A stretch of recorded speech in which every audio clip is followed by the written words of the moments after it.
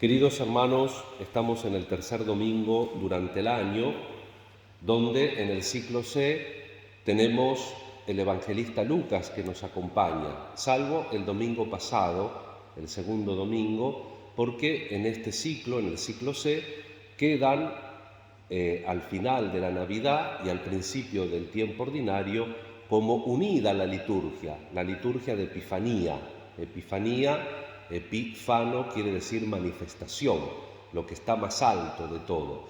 Y la manifestación, la Epifanía del Señor en la Iglesia latina, recordemos que la Iglesia ortodoxa, la mayoría de la Iglesia ortodoxa celebra la Navidad el 7 de enero, pero nosotros tenemos esa fiesta tan tradicional de la Epifanía también como el centro de la manifestación de Jesús, como en tres postales, en tres estampas: la manifestación a los magos, a los pueblos de Oriente y en ellos a todos los paganos, la manifestación el domingo pasado en el bautismo al propio pueblo de Israel, el anterior, al domingo pasado, el bautismo, el segundo domingo durante el año, es el de la que hemos tenido la semana pasada, las bodas de Caná en este ciclo C.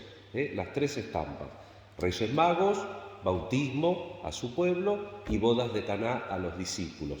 El Evangelio lo tuvimos que tomar de San Juan, que es el que relata lo que sucedió en las bodas de Caná. Relata San Juan el primer signo de Jesús y termina diciendo la perícopa que sus discípulos creyeron en él. Y hoy retomamos de lleno con el Evangelio de Lucas y por eso, antes de seguir con el capítulo 4, que es donde retomamos hoy, la liturgia nos pone los primeros versículos, los primeros 4 versículos del capítulo 1, donde Lucas explica la obra que tenemos en las manos. Muchos han tratado de relatar ordenadamente. Por eso, dice Lucas, después de informarme cuidadosamente de todo desde los orígenes, yo también decidí escribir para ti, excelentísimo Teófilo, un relato ordenado a fin de que conozcas la solidez de las enseñanzas que has recibido. Este es el motivo de la escritura: conocer la solidez de las enseñanzas que hemos recibido. Y estas lecturas, desde el año 2019, el Papa Francisco ha querido que cada tercer domingo durante el año sea el domingo de la palabra de Dios. Hemos escuchado en la segunda lectura a los Corintios, que es una lectura más larga que lo habitual, la teología del cuerpo de Cristo. No todos en la Iglesia somos ojo, no todos somos manos. El cuerpo tiene muchos miembros, la singularidad, la individualidad y el trabajo en conjunto que significa el cuerpo. Y en los 3 primeros servicios, en los 3 primeros ministerios, se pone el apostolado, la profecía y los doctores. ¿Quiénes son los doctores? Los que enseñan la doctrina. Diríamos hoy también, y se decía en el siglo I, los catequistas. Entonces, ¿dónde se tiene que fundamentar la catequesis? Para que conozcas bien la solidez de las enseñanzas que has recibido, dice San Lucas. La catequesis se tiene que cimentar en la palabra de Dios. La palabra de Dios con la cual nosotros tenemos que estar familiarizados. Por eso yo siempre insisto, un consejo que nos dio en el seminario un profesor, que tratemos de leer toda la Biblia, varias veces si es posible. Y yo los invitaría a más, porque ahora tenemos más medios, por ejemplo el Internet, que tenemos la Biblia, tenemos el catecismo, tenemos versiones muy buenas de la Biblia, tenemos el catecismo inclusive en la página de la Santa Sede. ¿Cuántas veces leímos el catecismo de la Iglesia Católica? El catecismo que promulgó San Juan Pablo II en 1992. ¿Cuántas veces lo leímos? Porque tenemos que conocer la solidez de las enseñanzas. Nosotros estamos en un mundo que es posmoderno y entonces hay gente que tiene ascética y mística confundidas. Hay gente que por ahí se cree que tiene una comunicación sobrenatural con Dios y no hace esfuerzos en su vida cristiana para controlarse, para hacer las cosas que tiene que hacer. No puede haber mística sin ascética, eso es una falsedad, estamos haciendo algo que no es correcto. Entonces tenemos que hacer el esfuerzo nosotros, hermanos, de conocer la solidez de las enseñanzas del Señor. Y para eso también tenemos que tratar de aprender y de familiarizarnos con la doctrina cristiana. ¿Por qué? Porque siempre se confunde la revelación con las expectativas de cada uno.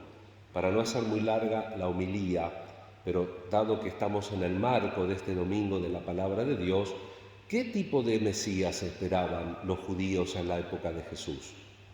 El catecismo lo dice también, si uno quiere reforzar este conocimiento. Pero lo sabemos porque distintos artículos, distintos libros de teología nos lo enseñan. Esperaban un Mesías político, esperaban un Mesías que pusiera al pueblo de Israel a la cabeza de los demás pueblos. Por supuesto, con la ley de Dios, con la palabra de Dios, etc.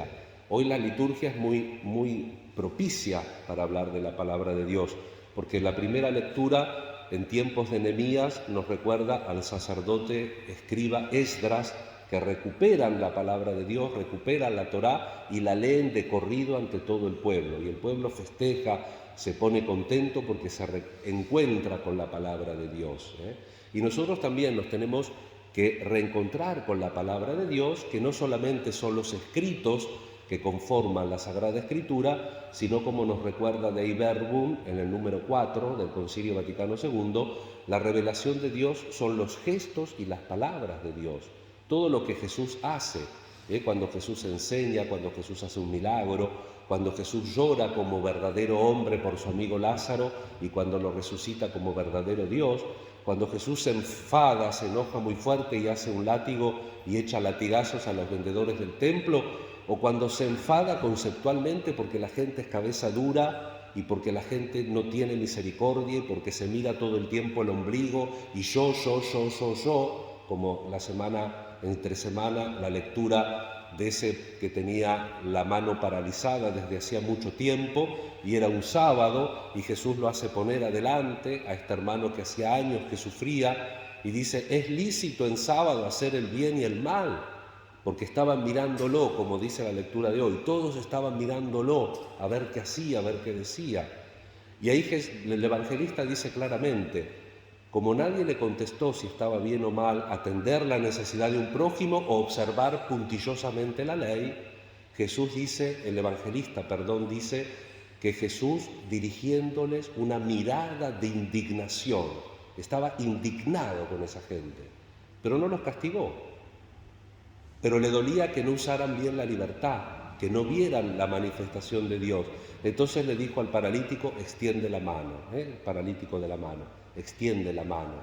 Cristo vino a traer la misericordia. Y por eso, en el Evangelio de hoy de Lucas, este capítulo de Isaías, el Espíritu del Señor está sobre mí, porque me consagró por la unción, indica lo que se tiene que esperar del Mesías. Él me envió a llevar la buena noticia a los pobres, a anunciar la liberación a los cautivos, la vista a los ciegos, a dar libertad a los oprimidos y proclamar un año de gracia del Señor. Y se cerró el libro, lo devolvió al ayudante y hizo la homilía, una homilía muy fácil. ¿Por qué? Esto se cumplió hoy, porque Cristo precisamente es ese Mesías que viene a hacer esas cosas para instaurar la salvación que nos regala el Señor. Les adelanto, ustedes lo saben bien, ¿cómo termina esta escena? Se enojan con Jesús y lo quieren despeñar, pero él pasa de largo. Algunos estudiosos se preguntan, en el texto de Isaías, la última palabra dice, a proclamar un año de gracia del Señor, el día de la venganza de nuestro Dios. Eso lo suprime Jesús. El día de la venganza de nuestro Dios era cuando iba a poner a Israel al frente de las otras naciones. Los de la sinagoga se enojaron por eso, no lo sabemos. Pero sí sabemos que ese pasaje de la Escritura se cumple en Jesús y que el año de la misericordia no hace falta que exprese la venganza de Dios porque Dios sufre en Jesús por nosotros. En la cruz Dios sufre por nosotros y por eso no hace falta venganza. Y por eso el Papa Juan Pablo II, cuando instituye el Domingo de la Misericordia, dice que lo único que le pone un límite al mal es la misericordia. Porque si vos me das una cachetada y yo te devuelvo una cachetada y así sucesivamente, ¿hasta dónde llega eso? Hasta que alguno de los dos cede porque la cara ya no da más. En cambio, si uno, aunque el otro no tenga razón, dice, bueno, pará, no te voy a devolver, entendámonos, la misericordia le pone un límite al mal. Vamos a pedir al Señor en este domingo de la palabra que todos los cristianos estemos dispuestos a escuchar la palabra de Dios, que todos los cristianos estemos dispuestos a dejar cambiar nuestra vida con la fuerza de la palabra de Dios. En este día en que como comunidad celebramos la fiesta externa de nuestra patrona, pidámosle a ella que interceda por nosotros. Virgen y mártir, una jovencísima hija de Roma que se consagró a Jesús y que se dio en todo, no con las palabras, porque nosotros con las palabras somos muy cocoritos, pero con las obras no tanto. Entonces, pidamos al Señor a través de María Santísima, a través de Santa Inés, que nos ayuden a escuchar la palabra de Dios y dejar que esa palabra cambie nuestro corazón para que de verdad pueda cambiar nuestras obras. Que así sea.